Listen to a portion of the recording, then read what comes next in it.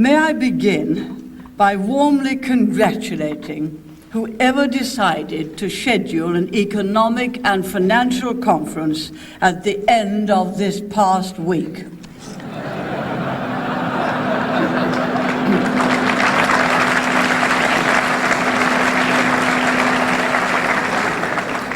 It showed foresight of an almost astrological order.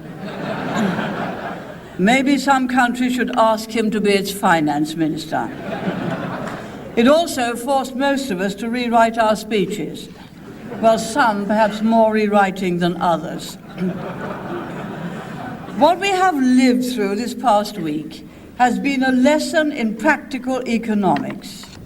As my favorite poet wrote, "Let us admit it frankly, as a business people should. We've had no end of a lesson, it will do us no end of good." It has been, in particular, a lesson for governments.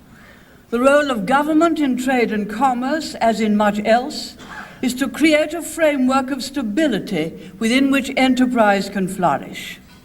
But the rigid stability of fixed exchange rates threatened to stifle enterprise and obstruct commerce. It required heavy burdens to be placed on companies, including efficient companies. It made imports artificially cheap and exports artificially expensive. It starved firms of capital. It was bad for business, and it meant that home owners watched anxiously as the cost of their investment rose inexorably. Yet the stability which fixed rates offered was a false one. It prevented currencies from adjusting gradually to market realities, and in the end, it produced wild swings of instability. There's nothing new about fixed exchange rates collapsing. What might be new is to finally learn the lesson that fixed rates don't and can't work in free markets. So I congratulate John Major and Norman Lamont for taking off this economic straitjacket and letting the pound find a level at which it can be sustained without imposing intolerable burdens and disrupting economic life. Not all political leaders have shown such realism. In 1931, a Labour government lost power through trying to stick to an overvalued rate of exchange. When the incoming national government went off gold and floated the pound, a member of the previous Labour government said plaintively, "They never told us we could do that." That minister would have been extremely popular with the European Commission. Just imagine the things they wouldn't have told him he could do. Meanwhile, in Britain, attempts to shadow the Deutschmark attracted funds into the country and expanded the money supply further. Inflation duly occurred. Among its effects were rises in asset and property prices, large-scale borrowing on inflated assets, and what the British columnist William Rees-Mogg called the financing of nonsense. Nonsense can't be sustained. In due course, governments had to prick this inflationary bubble with monetary restraints and high interest rates. When they did so, property prices fell, over-debted businesses went broke, homeowners received larger mortgage bills, and the euphoric expectation that asset values would go on rising forever suddenly evaporated. Recession followed that inflation. Fixed exchange rates, now embodied in the ERM, were having a damaging secondary effect. They acted as a transfer mechanism, transmitting the problems of one country to its partners in the system. Germany's reunification had been purchased with a vast injection of money into East Germany, financed by borrowing. That duly threatened inflation throughout that country. To prevent this, the Bundesbank raised interest rates, and through the perverse alchemy of the ERM, Germany's anti-inflationary pressure was transformed into deflation throughout the rest of Europe. Nations like Britain have found themselves raising interest rates in a recession. Real interest rates in Britain this week, real interest rates, rose to over 10%. But in the end, reality was bound to burst through these barriers. And this week, Britain resumed control of its own economic destiny.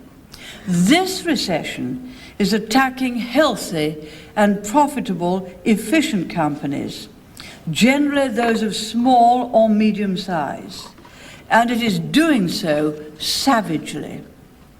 Personal bankruptcy and company liquidations in Britain are running at levels significantly higher than those of early recessions. For all these reasons, the psychology of this downturn is different. When I was navigating my way through the 1982 recession, I found that people understood that certain fundamental changes were necessary and in fact overdue, that there had to be an economic restructuring and a transformation of industry to fit it for the information age. People will endure hardships if they understand the reason for them and if they can see that the changes will make it better for the future. But they find the same hardships intolerable when they have done all the right things, when companies have invested in new technology, when homeowners have taken out mortgages at interest rates which seemed reasonable at the time, when workers on the factory floor have cooperated in better working practices, and when they still find themselves out of work, bankrupt, or facing repossession.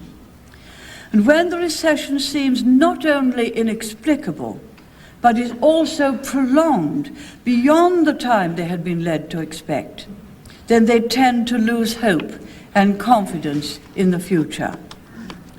Yet, if I may coin a phrase, Mr. Chairman, we have nothing to fear but fear itself. What we have seen this week is not the destruction of European unity and international cooperation, but the inevitable collapse of rigid economic structures that could not accommodate change and diversity, did not reflect popular wishes, and inflicted unnecessary recessions. As the rise in the London share market demonstrated, we in Britain have been liberated. We are now free to pursue an economic policy that will reduce interest rates to stimulate recovery, as the Fed has done here. More vital, we in the West as a whole are free to devise looser, more flexible, but more durable arrangements for European and international cooperation. Flexible exchange rates, free trade under a revived GATT, incorporating all the countries of the Pacific Rim, a Europe of nation states encompassing the new democracies of Central Europe, a more active assistance to Russia by the IMF and the G7 countries, and continuing United States leadership of a NATO prepared to uphold international law in and out of area and strengthened by moves towards transatlantic free trade. We have it in our power today to establish a framework of stability for the world economy so that world enterprise can flourish. May I now deal in more detail with the last few days of turbulence, the effective devaluation of the pound sterling, and the future of the EMS exchange rate mechanism. It was not the collapse of the British government's policy, but the policy itself which was the problem. It may be embarrassing to go back on a pledge to defend a particular exchange rate, come hell or high water. But if the pledge was misguided in the first place, the act of breaking it should provoke a round of applause, not condemnation.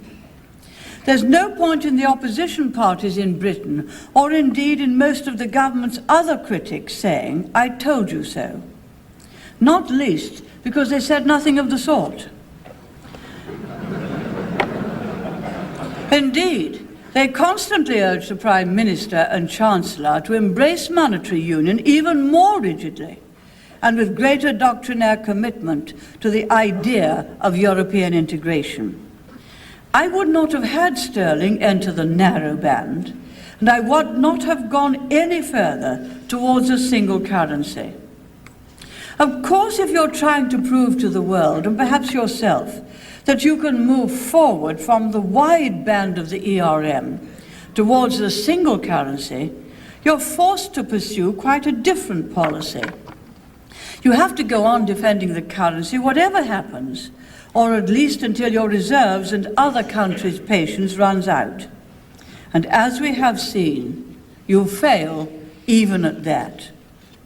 The real question now is whether it is either possible or desirable to get back to that limited degree of exchange rate coordination and management in Europe, which was the original intention of the ERM. My own view is that it is not. It might in theory be possible to have an ERM which is regarded as something more like a gold standard than a halfway stage to a single European currency. But I doubt it. Old habits die hard. The Federalists will use it to keep pushing towards a single currency. It will tempt politicians and bankers again to treat the exchange rate as a kind of virility symbol. And I must say that for myself, I never felt the need for a virility symbol.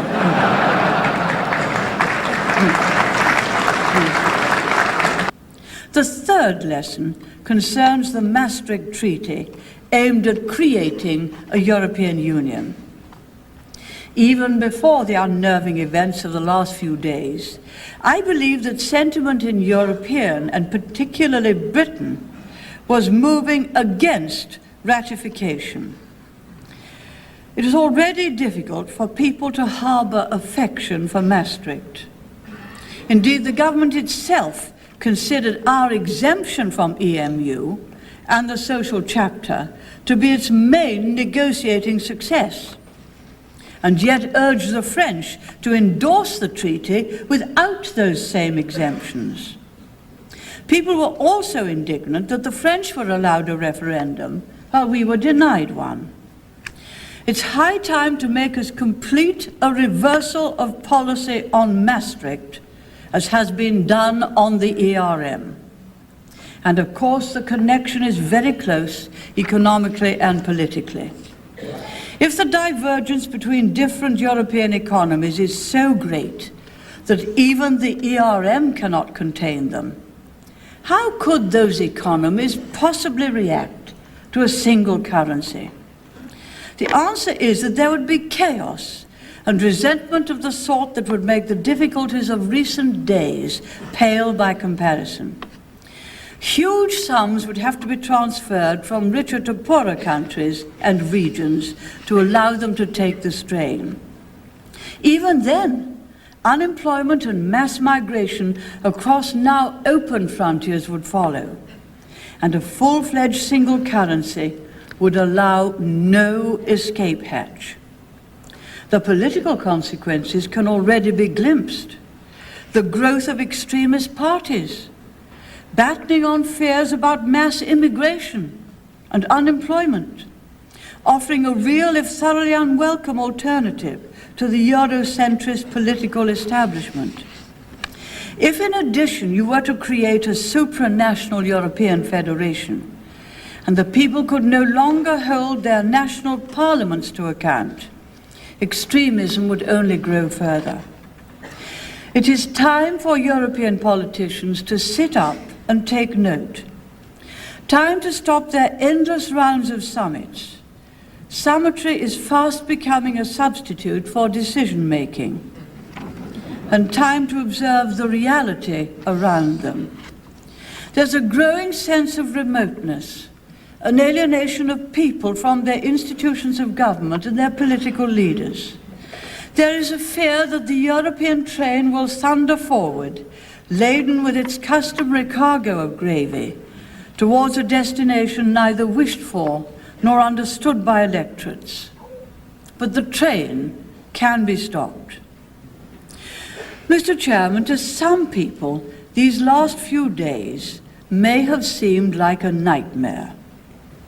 But that is a wrong perception. The trauma and the turbulence have brought home to governments the limits of their ability to shape the world on lines of political convenience. That is profoundly healthy. This was the week when the British and other economies broke free of largely self-imposed constraints. And as a result, new possibilities have opened up, not just to end our recessions, but for more enduring and productive international cooperation. The histrionics of this time will soon be forgotten. The benefits will be increasingly appreciated. Dire warnings of what will happen when the economic straitjacket is removed will quickly prove false. The patient may perhaps wave his arms around a bit at first. He may even make a noise. But his odd behavior reflects the torture of the straitjacket, not an inherent disordered condition. And the long-concealed truth quickly dawns that this patient was perfectly sane all the time. Mr. Chairman, let us never again forget that the market has its own spontaneous order on which the most effective economic cooperation will always be based. Free trade, flexible exchange rates, domestic policies to encourage enterprise and sound money. These amount to an open international system of cooperation that can accommodate both the dynamic capitalist economies of the Far East and the new democracies of Eastern Europe, struggling towards a market order. And on that foundation, let us go forward to overcome the remaining obstacles to our prosperity and progress, bringing a better, stabler, and freer future within our grasp. Thank you.